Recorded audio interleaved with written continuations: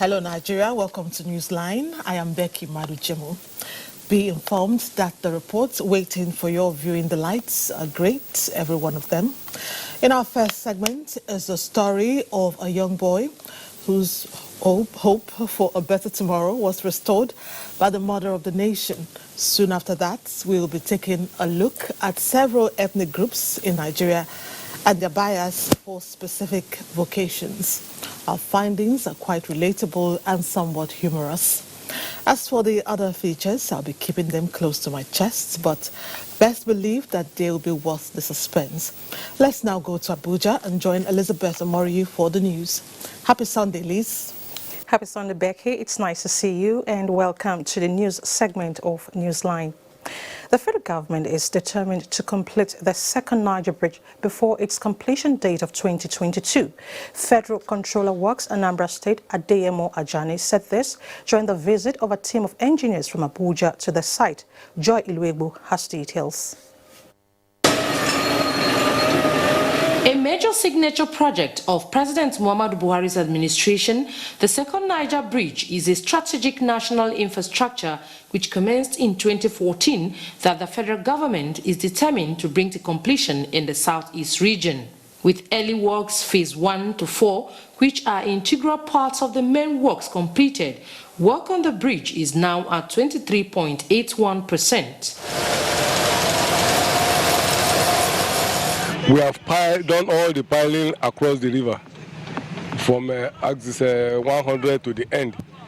We have equally raised the structure above the water level to a large extent, only remaining 2 pile caps to be done in the river. In fact, from the progress so far now, I think we are comfortable. We are even ahead a bit.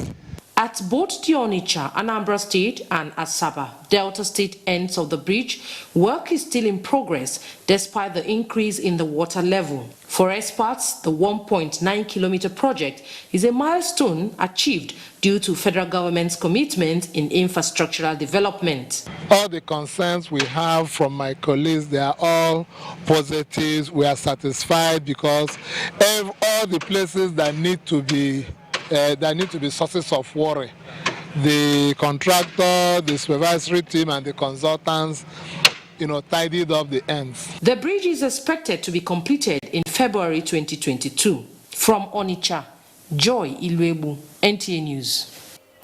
To security now, the federal government says it will no longer tolerate incessant threats to life and property in border communities across the country. Nigerian ambassador to Benin Republic, Kayode Oguntuashe, made this known while on a fact-finding mission to oil-rich Tungenji Island in Ogun State, where the community has been grappling with constant threats of invasion.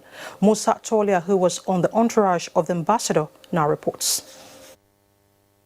The arrival of the Nigerian ambassador to Benin Republic, Kayode Oguntuashe, and his entourage to the coastal community of Tungenji Island gave a glimmer of hope of continued federal government presence and support in the oil-rich island. Here, the natives say this island, which boasts of large deposits of crude oil, requires concerted effort of the federal government and Ogun State government in terms of provision of life-transforming infrastructure for them. The mission of the entourage was to get first-hand information on incessant threats of invasion by Benin Republic on the community and give assurances of federal government's readiness to defend its territorial integrity. This place is Nigeria, but we want to make federal government, make them please help us tie this place to Nigeria, just small bridge. The state of infrastructural deficit in the community caught the attention of the ambassador and his team. I'm here to give the community the assurance of the federal government of Nigeria, particularly our President Muhammadu Buhari, that this community, the safety of the community, safety of the territory, safety of the people, we want to ensure that it is guaranteed. We have an outpost here, a naval outpost, to provide security and assurance for the people. Done with the fact-finding mission, Ambassador Oguntuashe and his entourage proceeded to the office of Ogun State Governor to intimate him on the areas of collaboration with federal government with a view to bringing succor to the natives of the oil-rich island. I will first send a team over there. I would also visit there myself and then we'll write our National Border Commission and let them know that we need to begin to have visible presence so we don't lose that island.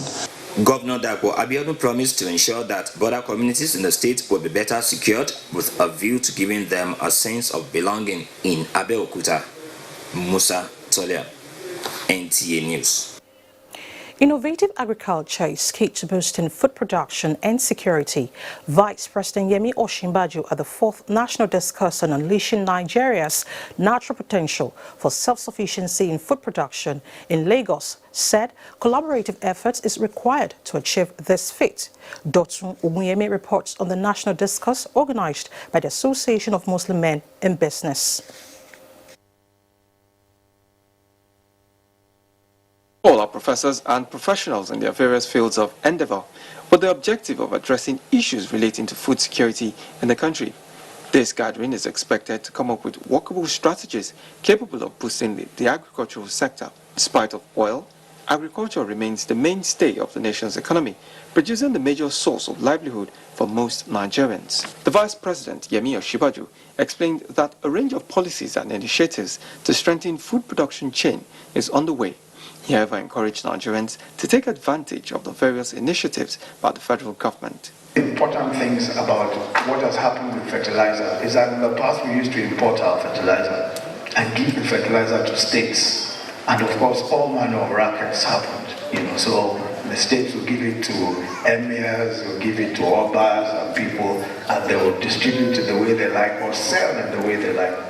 But now, because we now have our own blending plants, because it is now done locally and we're not importing fertilizer, access to the farmers is much easier. The agricultural sector, stakeholders say, is critical to the growth of the nation's economy. Therefore, government and private sector should collaborate to enhance the food production and processing. Rather than keep having fears that in year 2030, year 2050, Nigerian population will be so and so, how are we growing in terms of food production to meet that population? We just have to focus more on agriculture. We need government to work more because they've already started and they are aware that they need to look at two things. The first is providing the environment for private people to go into agriculture. The farmers now is for us to cushion in to let there be no bureaucracy, so that we can make use of what we have heard from the Vice President. Also in Lagos, the Vice President and Governor of Lagos State, Babajide Sanwo-Olu, attended the Thanksgiving service marking the 60th birthday of Nduka Ugbagbena, publisher of This Day newspaper. In Lagos, Dotun Ogunyemi, NTA News. Still on food production, for agriculture to regain its position as Nigeria's major income earner, farmers' efforts must be backed by the political will needed to succeed. Correspondent Emmanuel Akila reports on the agricultural policies of the Buhari administration, which is helping farmers in the northeast access capital-intensive farming inputs. To bring agriculture back on top of the gross domestic product chart in Nigeria, the Buhari administration is coming up with programs aimed at empowering farmers to engage in mechanized farming. The Central Bank of Nigeria, CBN, has been the major financier of public and private agricultural organizations that suit the government's agricultural policies. The Northeast Commodity Association, NECAS, which has been empowering farmers in the Northeast with farming inputs, has accessed CBN facility to provide 600 tractors to farmers in the region, out of which Gombe State has been allocated 150 units, a development the state government sees as an opportunity for farmers to key into the Buhari administration's renewed agricultural revolution. Whether it is a loan or not, they should comply with the rules and regulations laid down by NECAS so that others can benefit, so that more of it can come. If you are having 150 tractors today and you comply, I can assure that you get 300, eventually 1,000. The farmers promise effective use of the tractors to engage in large-scale farming and to employ more Nigerians into the scheme. We are so satisfied, we are so grateful. This is a new approach completely. NECAS intends to give 1 tractor each to the 114 wards in Gombe State for farmers to use on hire arrangements. In Gombe, Emmanuel Akila, NTA News. And away from agriculture, President Muhammadu Buhari on the 9th of July 2019 approved a special promotion for 3 officers in recognition of their hard work and efforts in the fight against insurgency. In this special report, defense correspondent Ismail Musa highlights their individual contributions to their operations. The success of any given military operation, among other things, depends on the commitment and rules of officers and soldiers deployed. Officers like Lieutenant General Lamidi Adeosun is one whose sacrifice and exploit were crucial at a time the northeast Nigeria was under the heat of the insurgency. Your responsibility is not only to sit down in your camp, but to go out, patrol on vehicles, patrol on foot. Then, as the General Officer commanding 7th Division Maiduguri, troops he led were credited to have played vital role in counter-insurgency operations, recording victories, recovering and liberating people held hostage and areas captured by Boko Haram. This led to his appointment as the Force Commander, Multinational Joint Task Force in Chad, where he aggressively denied terrorists access and ability to hibernate within border towns of the affected countries.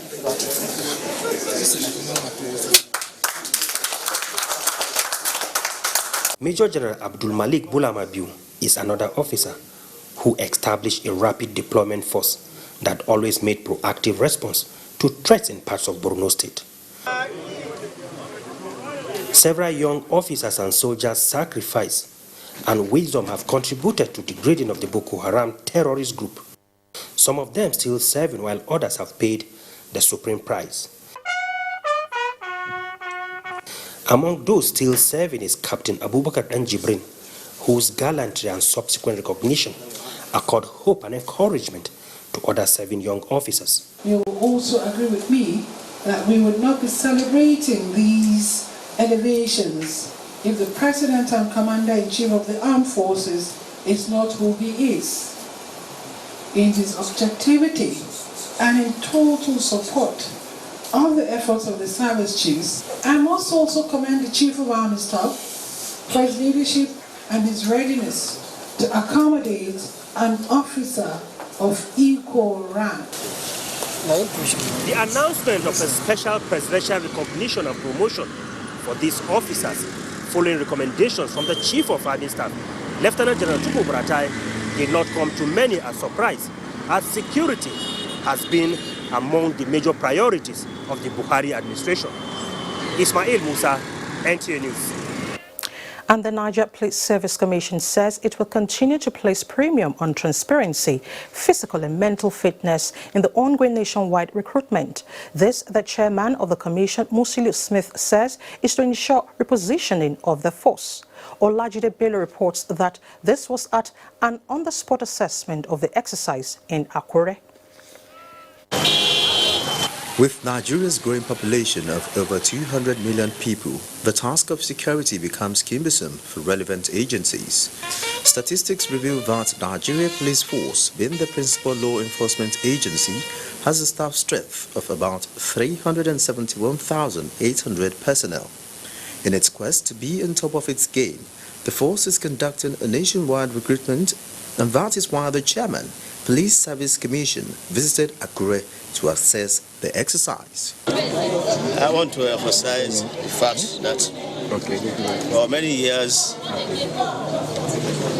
think it's the first time we are doing very, very intensive screening of people who want to bring into the force. It's the same standard procedure.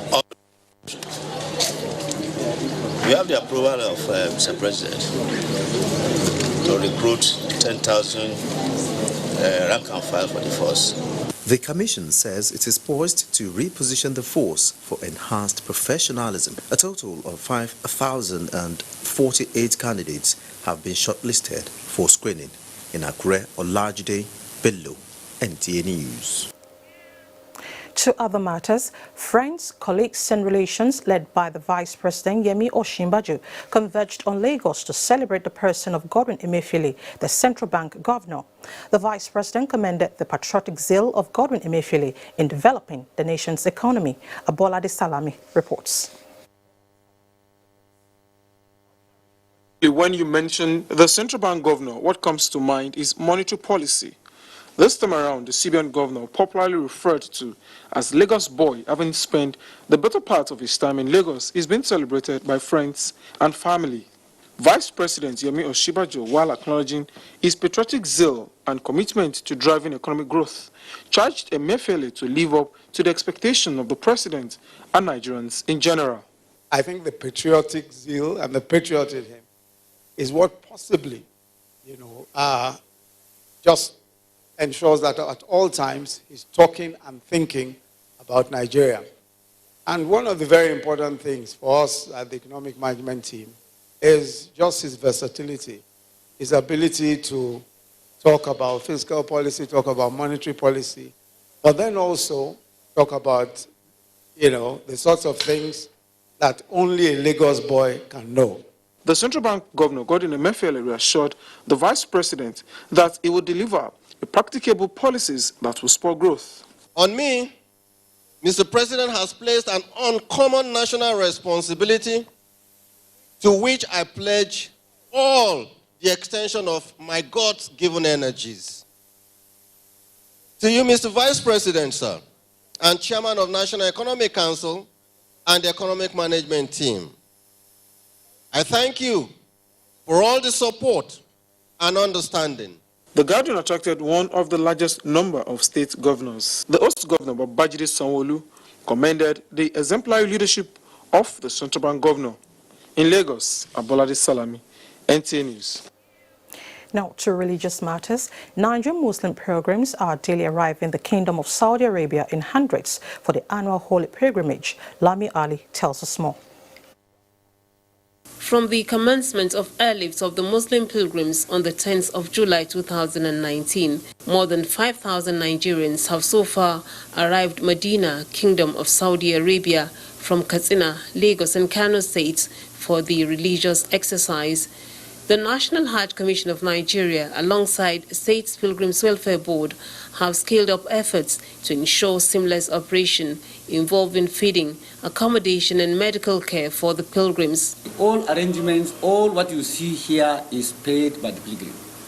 He has paid for it, and we, from the NACON side, we are only to ensure that he has gotten the value for that money. 350 members of staff, all cadres, that is doctors, nurses and pharmacists. And we are normally preparing our staff to work pre-Arafat, post-Arafat, both in Mecca and Medina. Some of the pilgrims, while speaking to NTA News in Medina, commend the welfare arrangements. The food is very okay, and even it can sustain even 2 people. Immediately I got there, I went to mosque in the morning, then this afternoon again I went there. So alhamdulillah. The annual Muslim pilgrimage is one of the 5 pillars of Islam, ordained by Allah on believers to perform at least once in a lifetime for those who have the means. From Medina, Kingdom of Saudi Arabia, Lami Ali, NTA News. Still on the pilgrimage, the first batch of 500 pilgrims from Kaduna State have been airlifted to Saudi Arabia for the 2019 Hajj. Mohammed Umar Ajingi reports that the state governor, Nasiru Ahmad El-Rufai, while addressing them at the Kaduna International Airport, tasked them to be good ambassadors of the country and pray for the success of the Buhari administration. Intending pilgrims from Igabi, Kajuru and Lere local government areas are the first set to leave Kaduna for the spiritual exercise in the Holy Land after undergoing the required screening. Nasiru Ahmad El-Rufai, accompanied by his deputy Hadiza Balarabe Sabwa, urged them to adhere to the rules and regulations of Saudi Arabia. May Allah grant you a safe journey to and from the Holy Land. May Allah accept your Hajj as an act of worship. I urge you to pray for our dear country, Nigeria. The remaining intended pilgrims are expected to be airlifted soon. In Kaduna, I am Muhammad Umar Ajingi, NTA News. Meanwhile, the president of the Court of Appeal, Justice Zainab Bulkachua, has cancelled this year's annual justices' vacation for the court. In a circular transmitted to all the justices of the Court of Appeal, the president says this is to enable the court entertain and determine all appeals from the various election petition tribunals, since they are time-bound. The circular gave directives to the presiding justices of the various divisions to draw up a roster in consultation with the Lordship to allow justices with medical appointments or other pressing family issues travel for not more than 15 days within the period. And a 5-point communique issued by the Technical Committee meeting on the 32nd National Festival of Arts and Culture affirmed that states should concentrate on the promotion of only those cultural products for which they have comparative advantage. State Council and all stakeholders should intensify public enlightenment campaigns to raise awareness on the importance of culture and tourism, and also draw national attention to their potential. This was part of the outcome of the Technical Committee's meeting for hosting of NAFEST 2019 in October in Benin City. Adogbeji Adoge reports. Participants affirmed full determination to do everything possible towards ensuring that NAFEST 2019 is unique and unprecedented. Accordingly, the following competitive events were endorsed: drama, culture quiz, Ayo board game, indigenous fabrics in contemporary apparels, traditional wrestling, junior category, traditional cuisine, children's essay writing, children's crafts, children's poetry performance. The meeting also agreed that state governments should ensure that funds are released on time to enable state councils function optimally in the implementation of programs. The Samuel Ogbomudia Stadium and other facilities slated for use were thereafter inspected by the delegates. To us, it's not just about bringing the festival. It's about empowering the people. This is an opportunity for us to showcase it. Let the world know that come and see what God has blessed us with. The famous historical site, already a World Heritage Site, Igu Street, played host to the visiting delegates. We are extremely prepared for the NAFEST. I've always loved this state because it's very historic. I'm happy to be here at Igu Street, which is the best producer of bronze. The Oba of Benin, Oba Ewaye II, hosted the delegates and assured them of a royal reception come October 2019. In Benin, Adogbeji Ojegba, NTA News. The leadership of the House of Representatives has expressed optimism over the ability of President Muhammadu Buhari to address challenges confronting the country. House Leader Ado Hassan Dodguwa said this after he led APC supporters from Kano South Senatorial Zone on a visit to Governor Abdullahi Umar Ganduje. Abdullahi Mustafa reports. The House leader led a high-powered delegation from Kano South Senatorial Zone to thank Governor Abdullahi Umar Ganduje for executing development programs and projects in the area. He assured that principal officers in the National Assembly will give all the necessary support to the administration of President Muhammadu Buhari in view of his patriotic zeal to take Nigeria to the next level of progress. Nigerians will get quality education. Nigerians will get infrastructural facilities that will enhance our economic development. Nigerians should have confidence in the National Assembly, and they should have also confidence in the government of the Federal Republic of Nigeria, ably represented by Mr. President.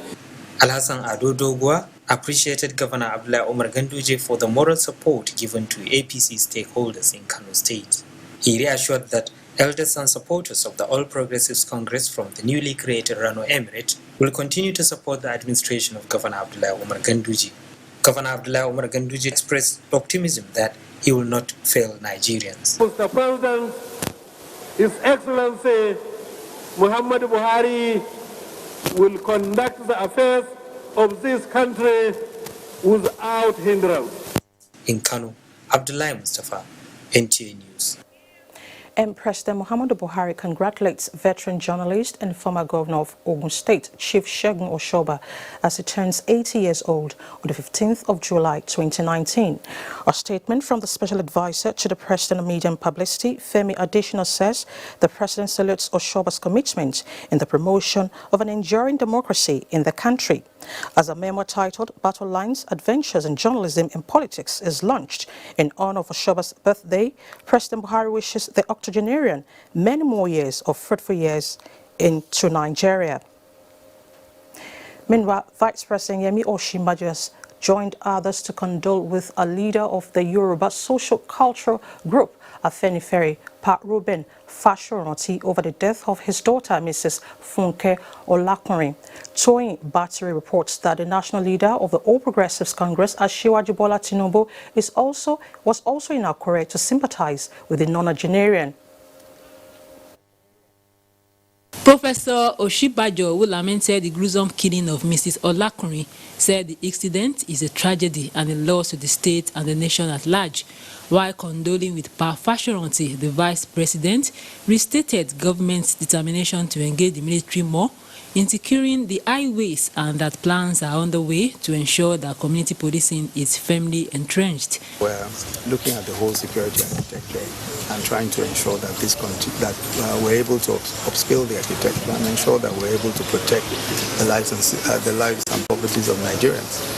Security in a big country such as ours is obviously, as you can imagine, a challenge. It's dynamic, and so we also have to be consistently dynamic in ensuring that we're able to meet the challenges as they appear. But I think that we can be very, very hopeful that we will see peace, we'll see calm, as some of the steps we're taking come into fruition. As you know, also we met with the governors in the southwest and governors in the different zones, and everybody's coming together to look at what to do to ensure that security is adequate and that everyone is, feels safe and that people feel secure. In the same vein, Asiwaju Bola Tinubu came in company of the former interim national chairman of the APC, Chief Bisi Akonde, described the development as pathetic, urging the federal government to tackle insecurity headlong. We must not use this incident to divide ourselves. We must use it as a cure to the security problem. Additional police, additional patrol, and additional security reinforcement along our road and in various black spots. It is necessary. Mrs. Funke Olakunrin was murdered by suspected gunmen along Kajola Orebini Road in Akure. Toyin Battery, NTA News. In the same vein, the Senate has condoled with the family of Afenifere Pa Ruben Fashoranti over Friday's murder of his daughter, Mrs. Funke Olakunrin, along the Akure-Ore Road in Ondo State. A statement by the chairman, Senate Head Committee on Media and Publicity, Adedayo Adeyeye, describes the gruesome killing of the 58-year-old Mrs. Olakunrin as very sad and worrisome. The Senate, in condemning the killing, says that security of life is the right of every citizen and calls on the Inspector General of Police, Ibrahim Adamu, to apprehend her killers. The Senate also extends its condolences to the elder statesman, Pa Ruben Fashoranti, and members of his family over the incident. Next is AFCON updates.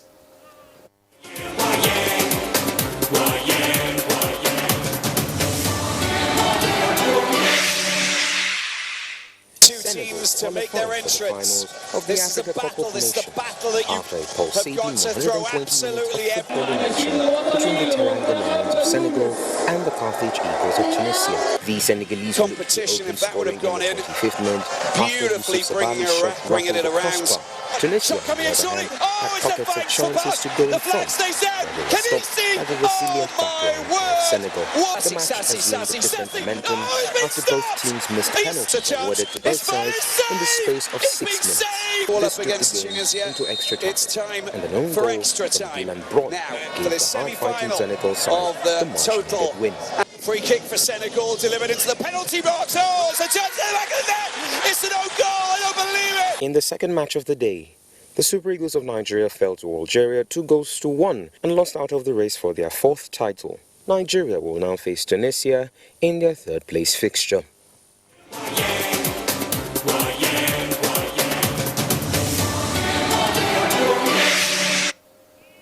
And still talking sports, Police Squash Association organizes ranking competition as 2019 Wimbledon ends in a flourish. Details with Amanze Marcus.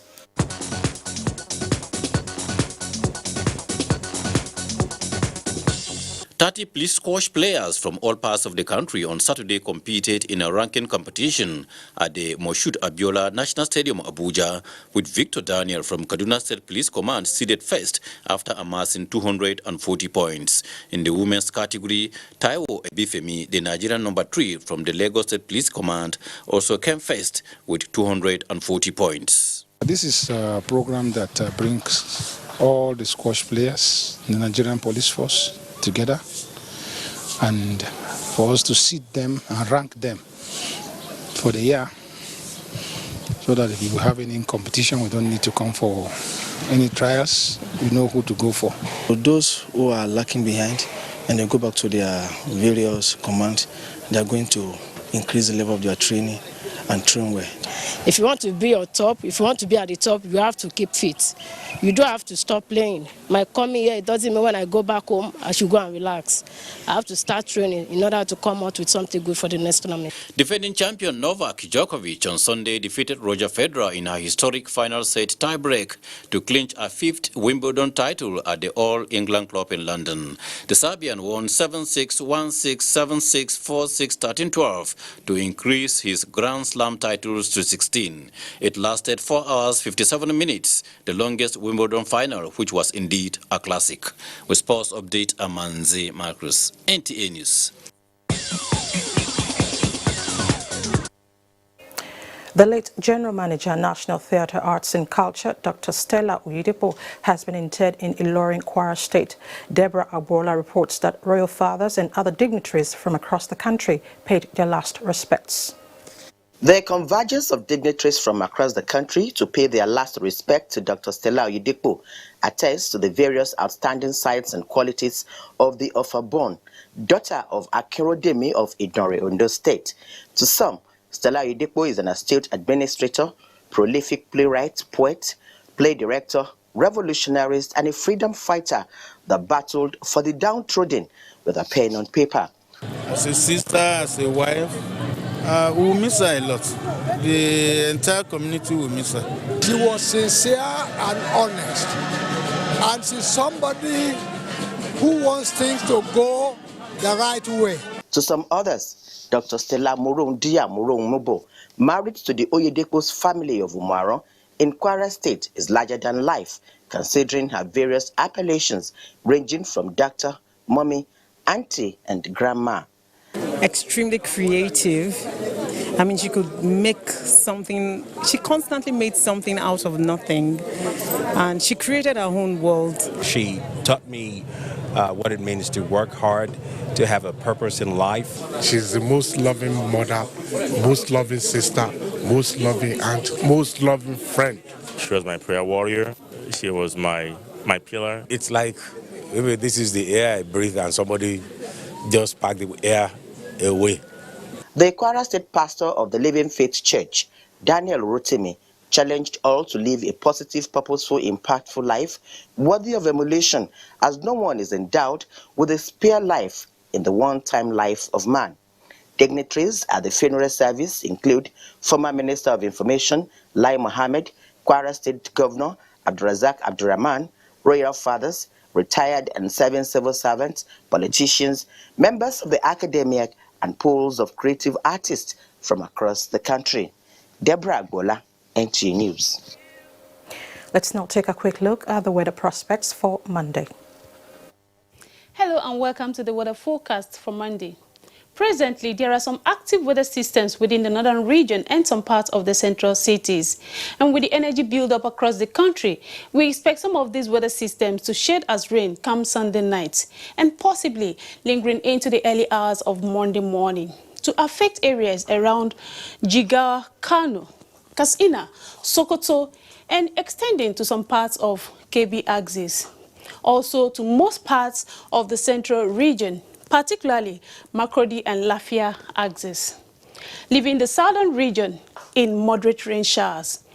except for the southwest inland, where we anticipate cloudy conditions same morning period. But progressing towards the afternoon and evening hours, we still expect intermittent rains around the southern region, with the eastern part of the central region in thunderstorms and rains, while localized thunderstorms will prevail around the northern cities. I'm Susan Opara. Please stay tuned for temperature forecast across the country, and do have a beautiful week ahead.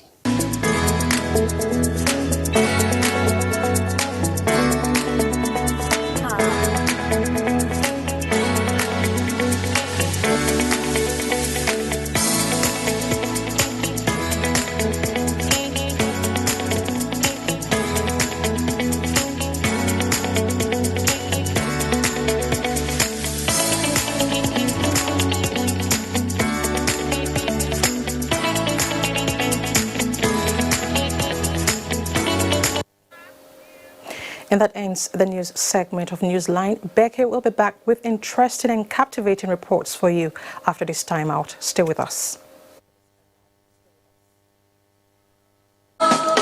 Enjoy the best of African football as NTA, Africa's largest television network and hotspots, Nigeria's foremost sports production and marketing company, bring you all 52 matches of the Africa Cup of Nations, Egypt 2019 live from June 21 to July 19, 2019. Yes, all 52 games will hit your screens in crystal clear digital quality. It's your guarantee of a memorable viewing experience and a wonderful cost-effective opportunity for corporate Nigeria to reach tens of millions of Nigerians.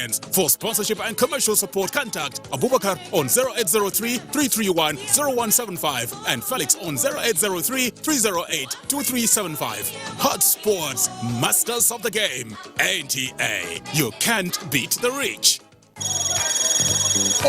Let me go ask and say, why all of us go pay 100,000 naira? Say your husband, he won't do 70th birthday. She and all of us marry them together. When her mama died, she collects money. Her papa died, she collects money. Her mama died, she collects. You remember when she talked, say she wanted her mama dead body. Mama, you too talk. Now you be glad when they dash me credit anyhow. Imagine, 40-year-old dead body. Why they laugh now? Now try to bring your money. Mama, no laugh. No be you, Jare. Now some apropos customer when they know they mind their own business. Whoa, I never even begin to give you her gist. Glow and Maple. Get 5 times your recharge to call all networks. Recharge with *555*PIN#. Make I sell my market finish first, eh? I will call you back. Oh. Glow Unlimited.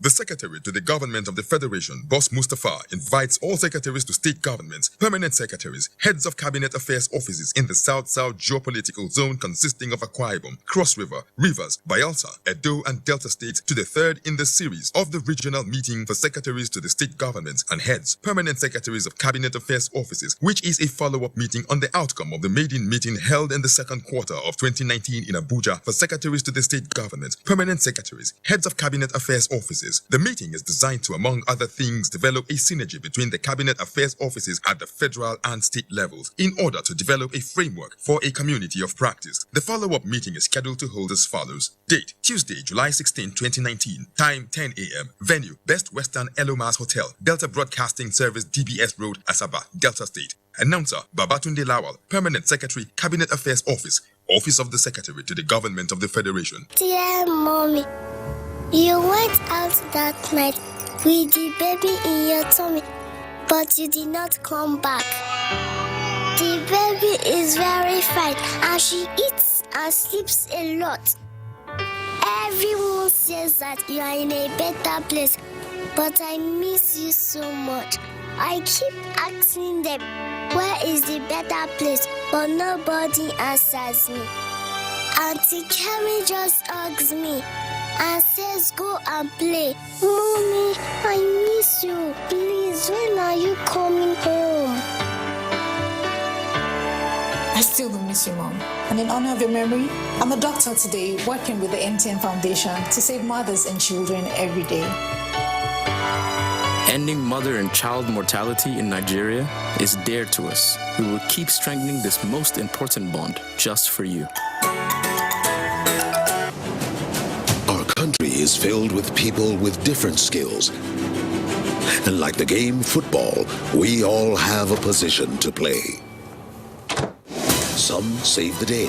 They put themselves on the line for the others. They are the goalkeepers. To win, we must come together as one team. We must play as Nigeria united.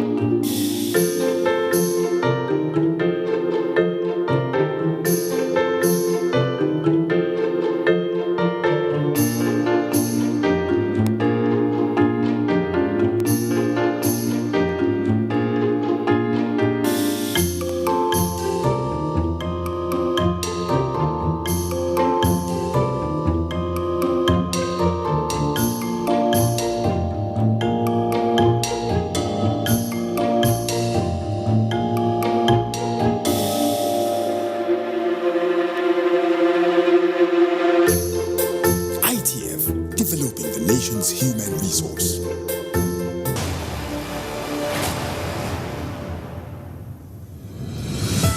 I was born and bred in Africa. I schooled in Africa, and I have seen firsthand the level of poverty in Africa. This is the reason why our family in 2010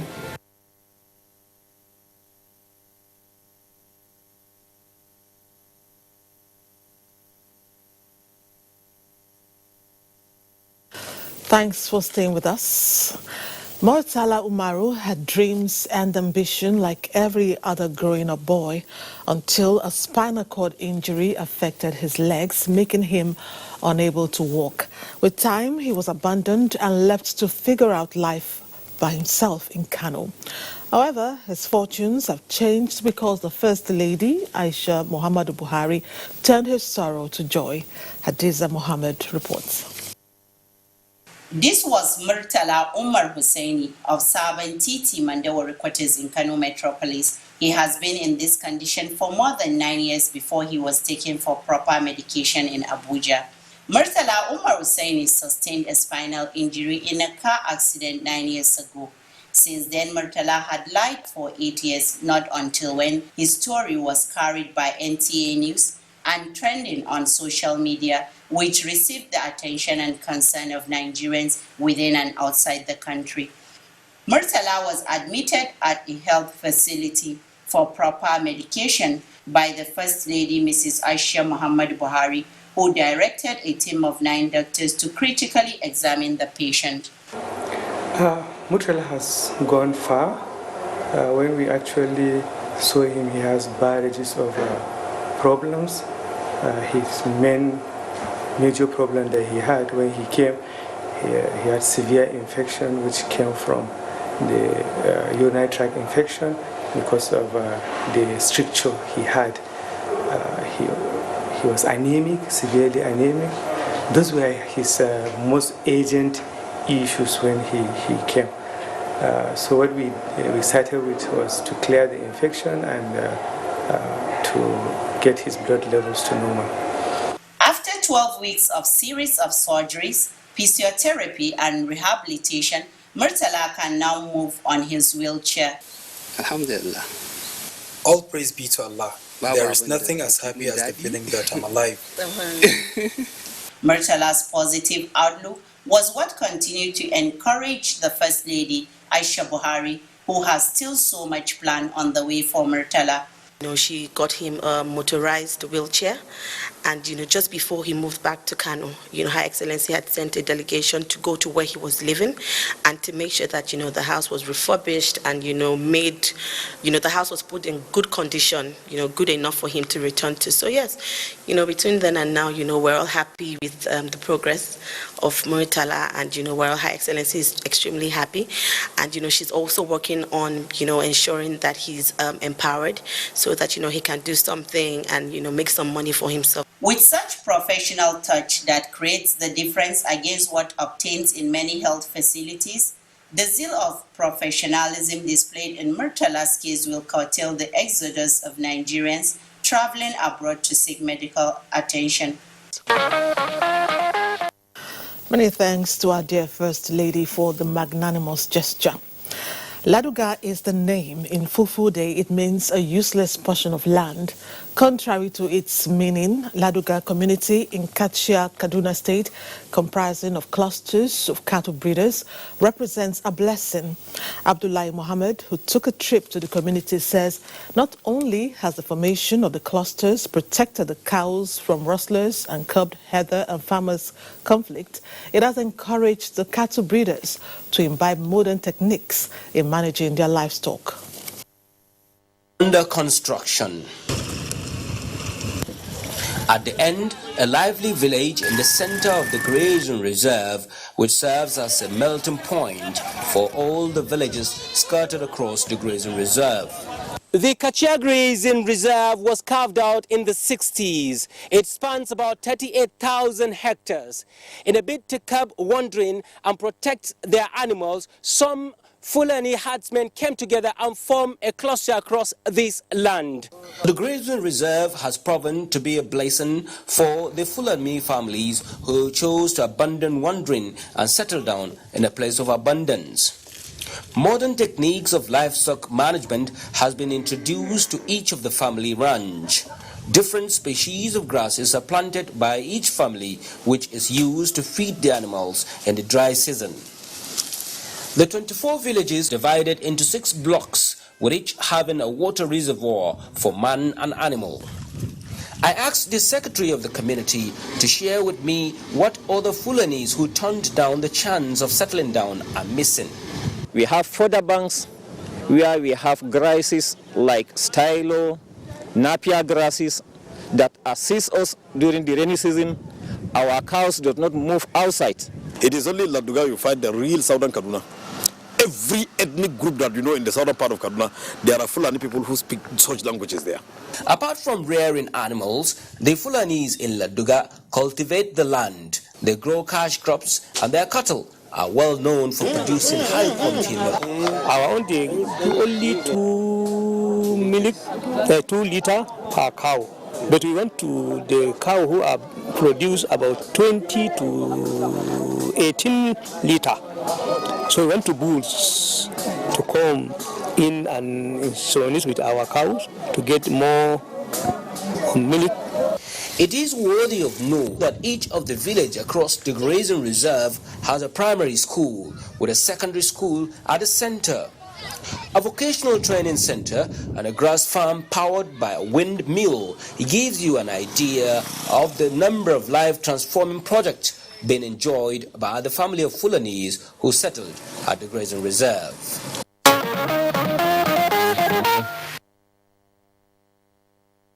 Piece that was.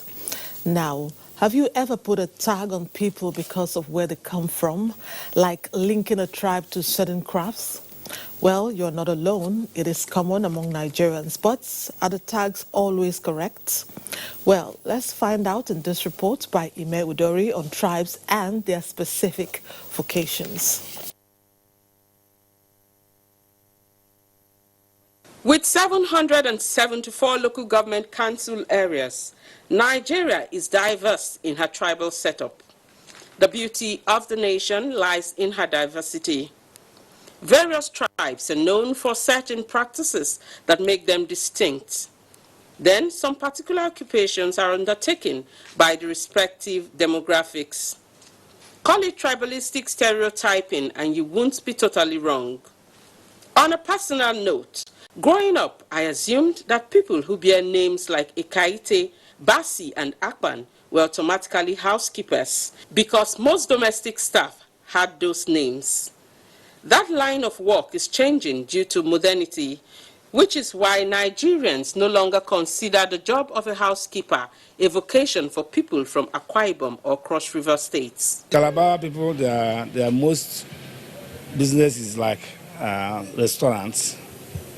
You understand? Restaurants. That's most, and they are perfect on it. It's just general profiling. People just look at the majority of people within the tribe who are doing certain things and just believe that is the way. There are so many Calabars and other jobs apart from security men and house help. If you watch their behavior, there are many house girls. But every woman can keep a house clean. It does not necessarily have to be a Calabar girl or a Calabar boy. Let's move to southwestern Nigeria. One can never go hungry with money in the pocket because food is available 24 hours of the day. The Yorubas are into roadside food business, popularly referred to as buka or mama put. There are also the Elerons who sell meat. While out of 10 taxi drivers, 7 are likely to be Yoruba. Let's not forget those who hawk ewa going and agege bread. Yoruba people, they like to work. They don't want to stay for your husband, may bring money. That's why Yoruba people come out, find any job to do it. Talk of transportation, you see them there. Talk of farming, you see them there too. You talk of buy and selling, there are many within Lagos here also. Let's now focus on the Igbos. When it comes to business, they are in charge. Their knack and acumen in businesses can be described as unrivaled. The Igbos are dealers in vehicle spare parts. Cosmetics, new and second-hand clothing, drugs, and what have you are also mostly run by people from eastern Nigeria who also ply their trade in most parts of the country. Our fathers believe in business. So they believe as a typical Igbo man, you should venture in a business if you want to be successful. In the sense that you decide your market price. If you see where Igbo is doing business and outside is doing business or Yoruba, you know there must be a difference. Like a graduate who graduated from an university, what he will be thinking of if he didn't get a job of up to 150,000 up to 200,000 naira, he would prefer going to business. Then, our northern brothers and sisters, whenever you think of changing that dollar, pounds and euro to naira or vice versa, don't you just think of that malam who runs bureau de change outlets? Well, one can safely say that the Hausas outnumber others in the currency exchange business. What about the very popular suya? They are farmers as well, as we know them. Although many argue that particular tribes being geniuses at certain businesses is just a thing of the mind, the bottom line is nothing stops anyone from doing anything he sets his mind on. It's all about interest and passion. Nigeria is a big market, it's a market. So whatever you do, you must strive, you understand, you must prosper. Even if it's water you want to sell. As long as people find fulfillment and satisfaction in whatever they do, it doesn't really matter where they come from. Newsline will pause here for a break. Data is oxygen. Glow 4G, the new speed of life. Your #1 4G network nationwide. The very best from Glow, the grandmasters of data. On behalf of their excellencies, the governors, governments, and citizens of the 5 states of the southeast of Nigeria, I offer profound congratulations to the governor of the Central Bank of Nigeria, Mr. Godwin Ifeanyi Emefiele, CON, for his reappointment for a second and final tenure of 5 years as the CBN governor by President Muhammadu Buhari, GCFR. We congratulate Mr. President, who backed the trend by reappointing Mr. Emefiele, as this will be the very first time a governor of the Central Bank of Nigeria will be nominated for a second tenure since the advent of the Fourth Republic in 1999. This gesture has served to fundamentally boost the confidence confidence of investors, both domestic and foreign, in the monetary policy direction of Nigeria.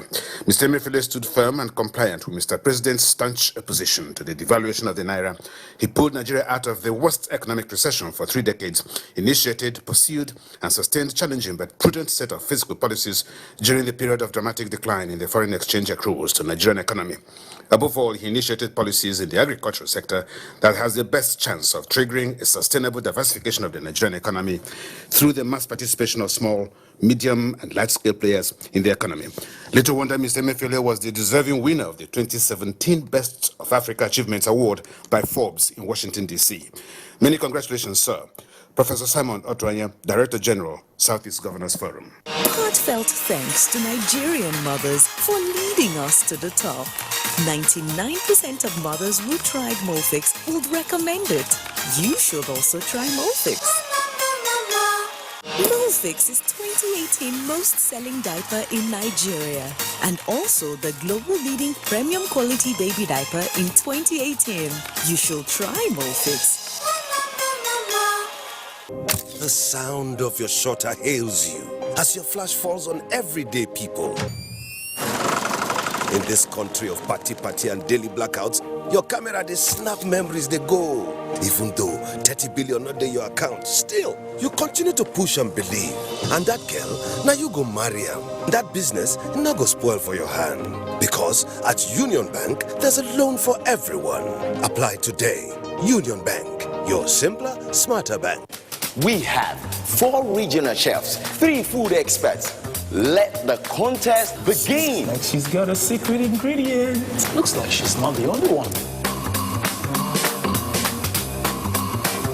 This is a tough one, people. It's a tie. All meals were extraordinary. So, no matter where you come from, you can make extraordinary meals every time with hunger. Nigeria, there is one sound we need to silence.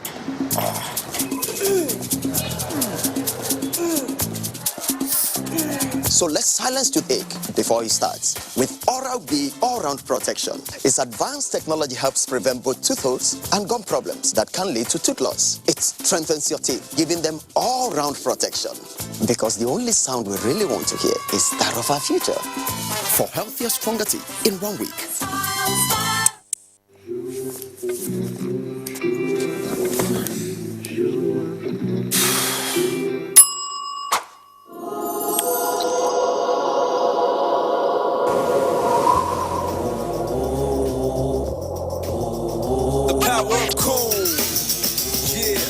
Back for a minute to the old school. Everybody love me when I do what I do. Cause when I come through, I got the power of cool.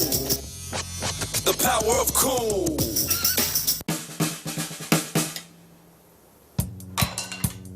Son, being good at something requires strength. It requires pushing yourself. It requires putting in more.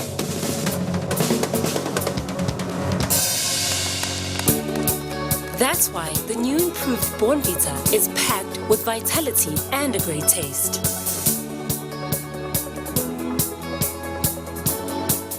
Our country is filled with people with different skills. And like the game football, we all have a position to play. The midfielders are the ones who bring us together. They help us unleash our potential.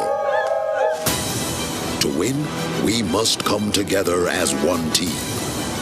We must play as Nigeria United.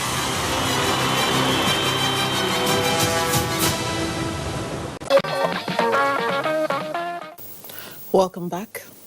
Determined to maintain its leading role as the largest supplier of gas to the domestic market, Seplat Petroleum Development Company plc is set to build an additional 300 million standard cubic feet of gas plants in Imo State to the tune of $700 million. Chief Executive Officer of Seplat, Austin Avuru, while presenting the company's scorecard to investors and capital market operators at the Nigerian Stock Exchange, said Nigeria holds 37% of total gas reserves in the continent. Abolade Salami reports. Seplat Petroleum Development Company plc, an oil and gas company with oil operated production capacity of over 70,000 barrels per day. In 2012, took a deliberate decision to work towards achieving a domestic energy security in Nigeria. So we know that energy consumption has to go up in this country as the economy improves, and one of the main sources of that energy security is gas. Management of Seplat Petroleum Company assured investors that with the Oben gas plant in the northwest, where an additional 350 million standard cubic feet was built, and to the southeast, where the 300 million standard cubic feet annual gas plants will be built in collaboration with the Nigerian Gas Corporation, a subsidiary of NNPC. Seplat then can boast of a total processing capacity of about 850 million standard cubic feet of gas production between Oben, Ano, and Sapele gas plants. 300 million scoop of gas will deliver 1,200 megawatts of electricity. That gives you the scale of the multiplier effect that this project will have on the economy. Shell is also doing a 300 million scoop plant on the other side of our fence. So in combination, the two projects from us, from our JV with NNPC and Shell JV, will essentially be capable of delivering 2.4 gigawatts of electricity into Nigerian economy. With an aspiration in 2013 that the gas business should account for 25 to 30% of its bottom line, Seplat in 2018 recorded about $156 million as gross revenue from gas. And it's one of the biggest FIDs taken with the government in recent months and even years. It's a $700 million project, of which we're putting in $420 million of equity. This is a true 50-50 joint venture with government. This joint gas project between the Nigerian Gas Company, NGC, and Seplat aims to boost gas production and increase the supply of gas to power companies, thereby improving power generation and infrastructure development in the country. Seplat Petroleum Development Company PLC currently supplies about 375 million standard cubic feet of gas to Nigeria's power generation of the 900 million standard cubic feet of gas generated to the national grid. All's well that ends well. This saying is apt for our next report. After serving meritoriously, the 18th Group Managing Director of the Nigerian National Petroleum Corporation, NNPC, Mekanti Baru, handed the baton of leadership to his successor, Kolo Kyari. Lydia Sampson reports on what has been described as one of the smoothest transitions in the history of the NNPC. Give me another big N. Now a P. And a C. NNPC. An outstanding way of sending forth a leader who industry players and watchers believe has transformed the NNPC to its transparent policy service delivery. It was also a unique way of welcoming in Mele Kolo Kyari, the 19th GMD of NNPC. As I'm speaking to you, even 2018 accounts have been audited.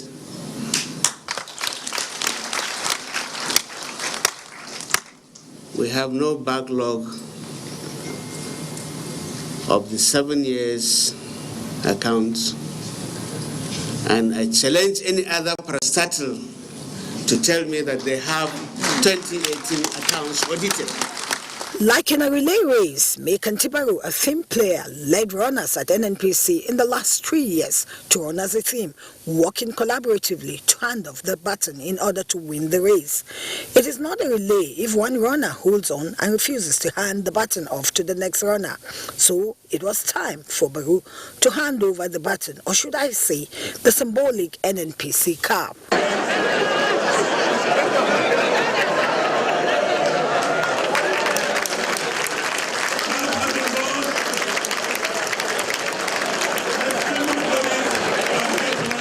The new man in charge, Mele Kolokiari, a geologist and one-time unionist, is coming on board with a wealth of experience in the industry, having rose through the ranks to be Group General Manager, Crude Oil Marketing Division. This earned him the appointment by President Muhammadu Buhari as Nigeria's national representative to OPEC. By 2023, by the time Baba leaves, this country must be a net exporter of petroleum products. It is therefore not surprising that the encomiums were endless. Overwhelmed, especially for the final realization of a dream of 42 years. To God be the glory. It's a very important milestone, which has never happened in the history of NNPC. A peaceful transition from one management team to another. And by the grace of God, we shall take it to the next level. It's evident Baru has done exceedingly well. On the choice of the new GMD, Kari is somebody that I've known as a very serious-minded person. And I think that's what we need now. We shall do everything in such a way that it can stand the test of public scrutiny by being transparent and accountable. The journey ahead is an peculiar one. However, as Baru relinquishes the baton to Mele and his management team, both are optimistic that working as a team, NNPC can become a global oil company that will not only transform the nation's economy, but one that Nigerians will be proud of.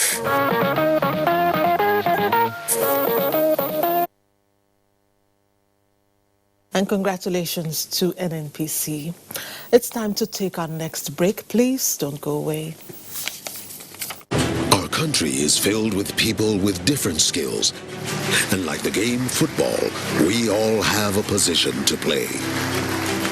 And the strikers, they are the go-getters. They break barriers and steal the show. To win, we must come together as one team. We must play as Nigeria United. You can follow us on all our social media platforms: Facebook at NTA Network News, Instagram at NTA Network, Twitter at NTA News Now, YouTube at NTA News Online. Or visit www.nta.ng. For live streaming, visit www.nta.ng/live. Now, you can stay updated on the go, be it on your TV, iPhone, laptop, or iPad, or download the NTA mobile application from your Play Store or App Store. NTA, you can beat the rich.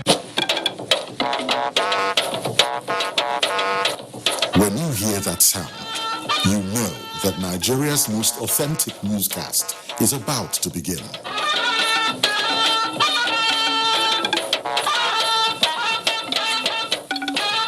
NTA Network News, breaking the news for over 40 years.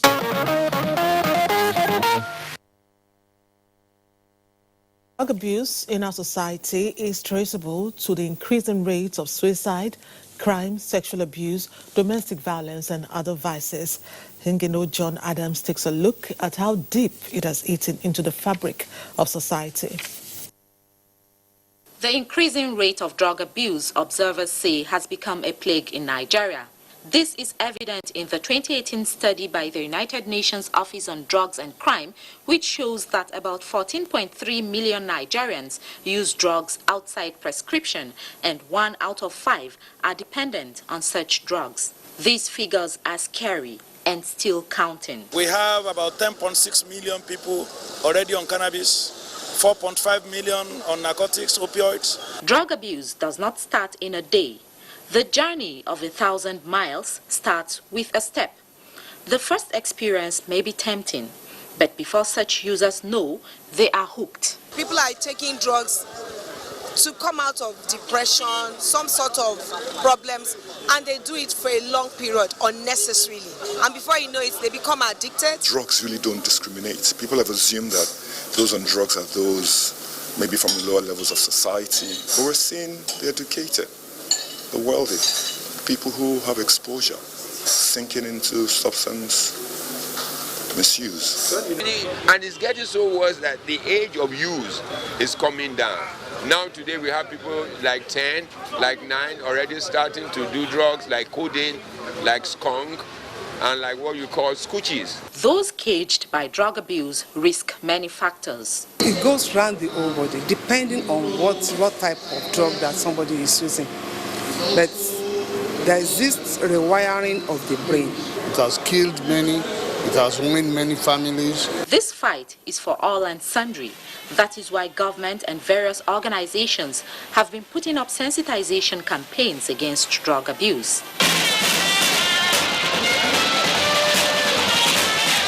Drug abuse is rife, and the staggering statistics is a pointer to the fact that more aggressive approaches need to be applied in order to defeat the ugly trend. Say no to drugs does no good. Next up, in what could best be described as a breakthrough in the fight against quackery and unprofessional elements in the civil service, the Department of State Security Service has arrested one Ibrahim Mustafa, who had been parading himself as a medical doctor. In the Adamawa State Health Services Management Board, Simon Acha tells us more. It is often said that 99 days for the thief, but 1 day for the owner. That is the case of Ibrahim Mustafa, who has been practicing as a fake medical doctor in the service of Adamawa State Health Services Management Board since October 2015.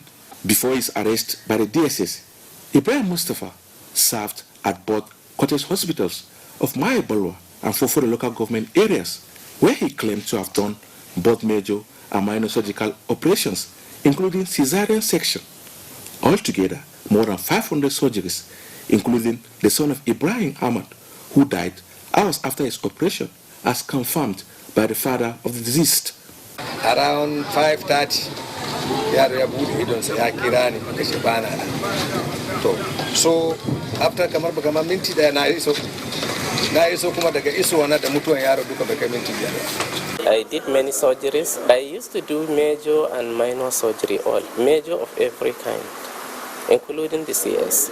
However, luck ran out of him on Thursday, 13th June 2019, when he was arrested by the DSS after he attended visa interview as a potential member of the medical team for the 2019 Hajj operation, and subsequently exposed by a man who knew him as a ward attendant in an undisclosed clinic in Gombe State, where he perfected his illicit act. The said person, that's Ibrahim Mustafa, is truly a fake doctor. He has no certificate. So sometimes someone comes with forged documents. It will take you time to actually verify the authenticity of those documents. As it is commonly said, it doesn't matter how long, the long arms of the law will catch up with you. Preliminary investigation by the DSS reveals that the suspect only holds a National Board for Technical Education NAPTEC certificate, an equivalent to senior secondary school or high school certificate. He was aided by a practicing doctor who gave him sample copies of his NECO results, his MBBS certificate, NYC discharge certificate, and that of the Medical and Dental Council of Nigeria annual registration license, all of which he took to a master forger in Gombe, who forged them for him. The suspect and his accomplice have been arrested and will be charged to court as soon as investigations are over.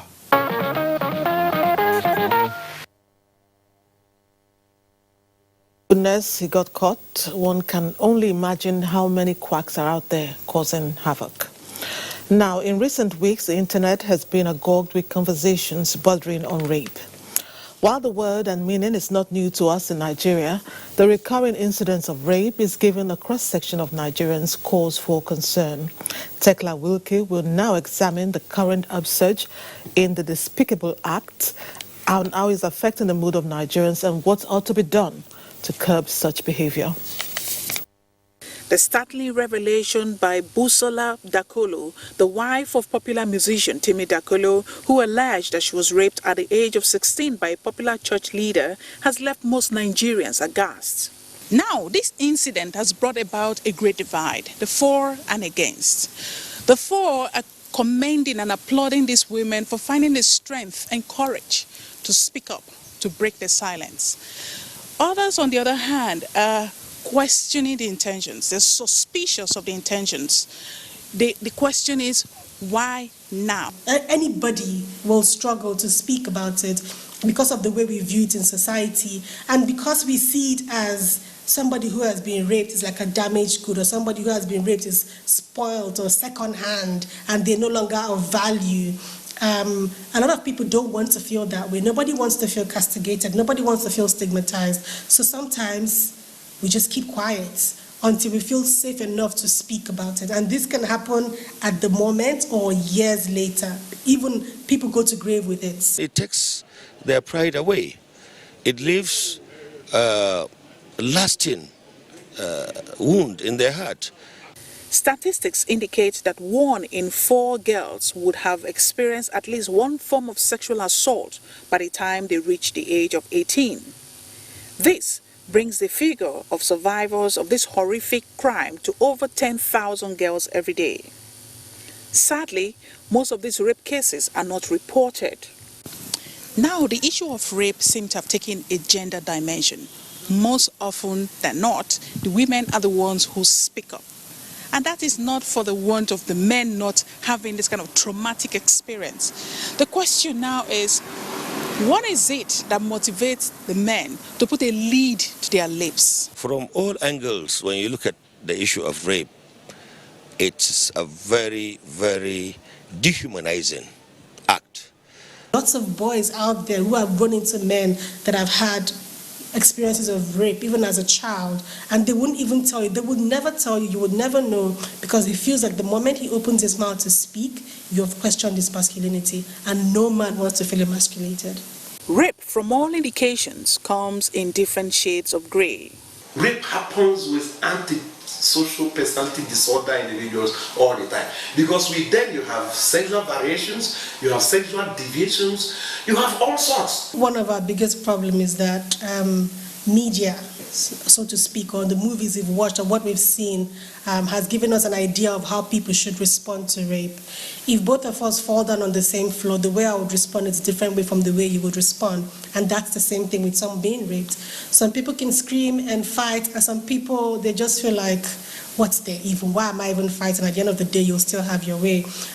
Apparently, the act of rape has an underlying tone predators tend to ignore. The bottom line is, if he or she says no, that's it. You have no consent to have a sexual intimacy with that person.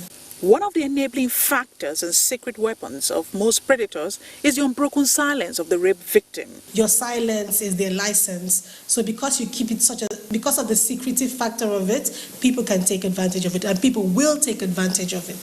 Another sad reality is a doubt, criticisms and chastisement that comes with speaking up. A girl is raped, and the first question people are asking is, what was she doing in his house? Do you understand that? As if that is a license for the man to rape the girl. It doesn't stop there. You know, what was she putting on? Do you get the kind of, nobody is talking about the man. That's not all. Body of proof remains a mirage for most victims. Nobody would believe them in some cases. Most worrisome is the painful realization that rape comes with no medical prescription, as a deep-seated burden can only be unbundled by the victim. That scar never leaves you, so speaking is a form of healing. Another question begging for answer is, how long will justice elude predators who hide behind the veil of the prey in conspiracy of silence? Test the law.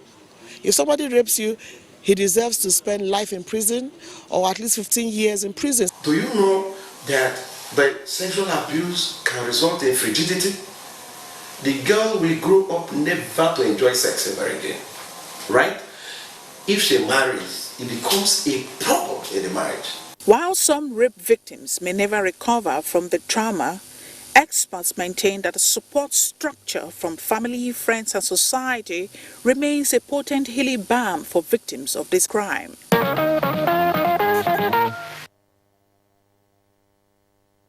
Rape is a brutal crime. Victims must not be stigmatized. Otherwise, assailants will keep having their way and getting away with it. Let's take our last break and come back to give honor to whom it is due.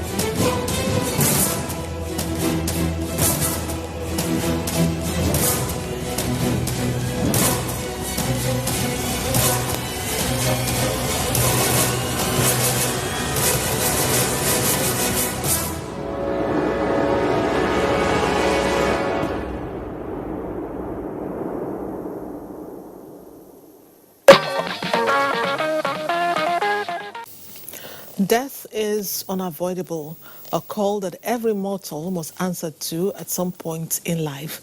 However, when death comes early, it leaves family members and loved ones in sorrow and tears. This played out when the remains of Theresa Gekpe were committed to Mother Earth. Justina Etum witnessed a funeral service held in Calabar. At the age of 57, the former Deputy Director and Head of Orthopedic Unit, Nursing Services Department, University of Calabar Teaching Hospital, let Theresa Gekpe pass on, leaving everyone, especially family members, with a heavy heart. Her death is no doubt a painful loss to friends, colleagues and church members who thronged the Foursquare Gospel Church, Calabar, to bid her farewell.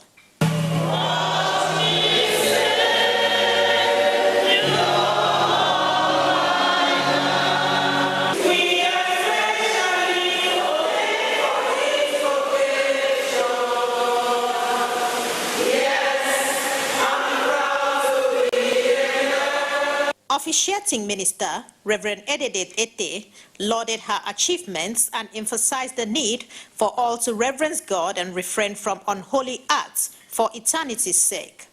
Today's how to enjoy life, but want to fear God and keep His words. After the sermon, special prayers were offered for the family of the deceased, and the journey to her final resting place began. Her remains were buried in her residence. Family members, including the Permanent Secretary, Ministry of Information and Culture, Dickness Grace Gekpe, recalled fond memories with the deceased, describing her as a virtuous woman who left behind worthy legacies that will remain indelible in the life of her children. By September, we should have been 35 years in marriage, and she found no need to lie to me. Very humble. You know, she also taught us hard work because she was dedicated, and what was important to her was doing her job and doing her job rightly. I know that TC has gone to be with the Lord because she served God even on her sick bed. And I want everybody in the family, those who are not in the Lord right now, they should rededicate their lives to Christ. Elder sister was a beautiful person, and she was somebody who is very believing in what she wants to do. Earlier, a service of songs was held where choruses, hymns, and tributes were raised in her honor.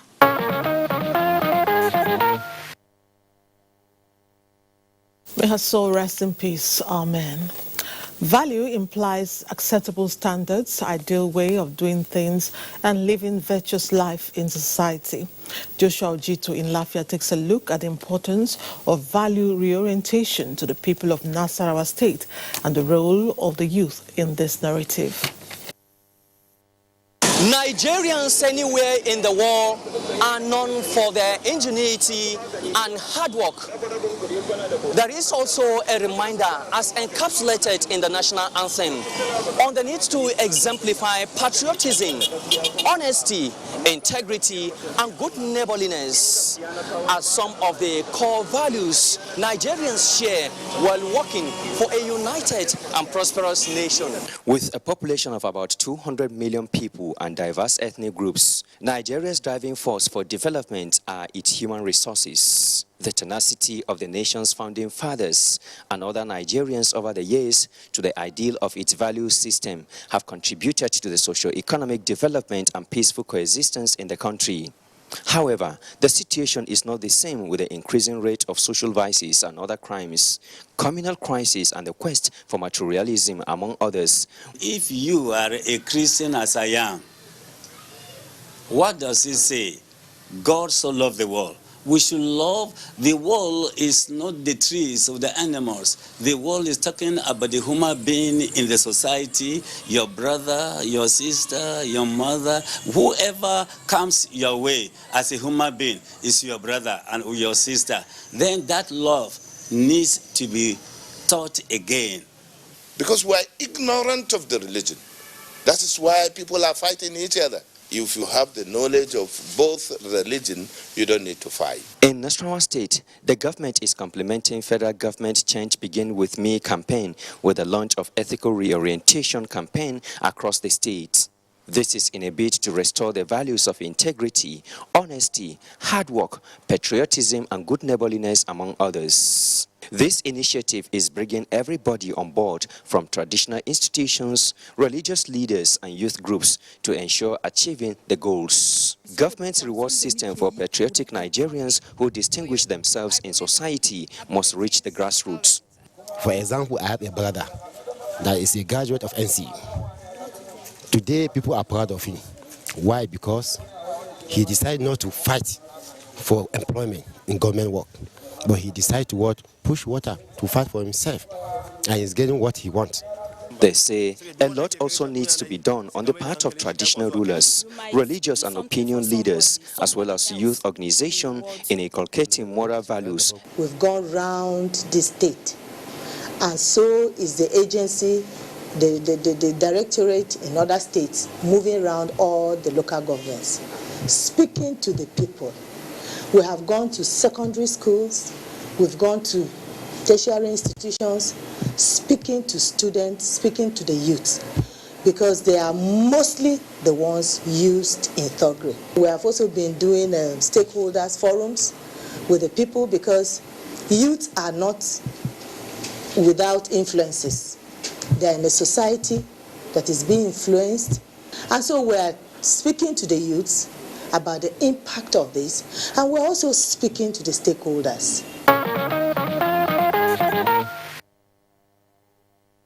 Thanks for that one, Joshua.